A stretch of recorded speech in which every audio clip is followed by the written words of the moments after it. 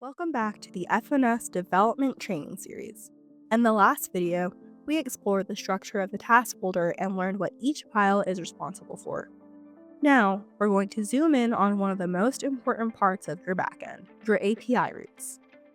These routes are how your front end communicates with your FNS, and this is also where we begin using the FNS SDK to send requests directly to the ProCaaSo framework. This is the point where your database, your backend logic, and the ProCaaSo framework all start working together. By the end of this video, you will understand how API routes are defined in the routerfunctions.py file, build and understand the getSystems route, learn how the FNS SDK's contact service function talks to the ProCaaSo framework, and register your routes in the fns.py file so they become available to your UI. API routes are the functions your front end calls when it needs information. This specific example includes retrieving all system names from the ProCaaSo environment, requesting historical data for a specific attribute, and checking the latest event values. Everything your front end can see or do is exposed through these routes. Inside your routerfunctions.py file, you'll implement the logic for each route. Let's focus on the getSystems route. This route demonstrates how your backend uses the FNS SDK to retrieve information from the ProCaaSo framework. The contact service function is the core function that your backend uses to talk to the ProCaaSo framework. You specify the service you want to call, the endpoint path, and the HTTP method. As of right now, the SDK only supports GET requests. This gives your backend access to any information that the ProCaaSo framework exposes. To understand exactly what your backend can access, check out the API documentation for the ProCaaSo framework. It provides a full list of available API endpoints, request and response formats, expected parameters, and what each endpoint returns.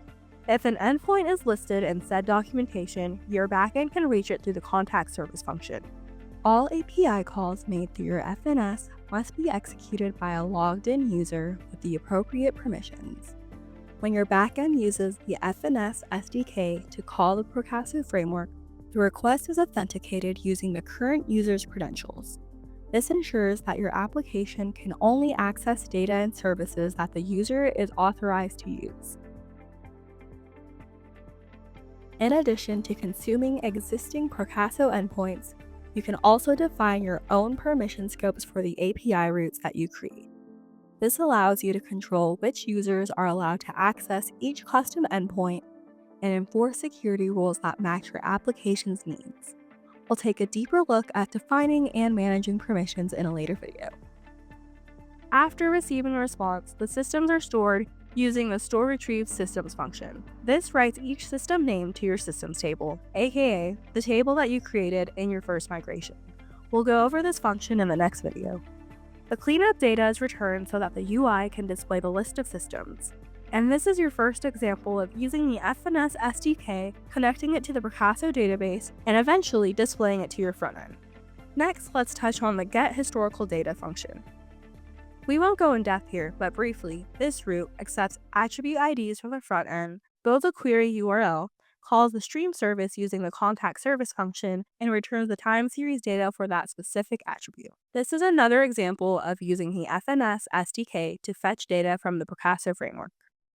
Next, let's register these routes in your fns.py file.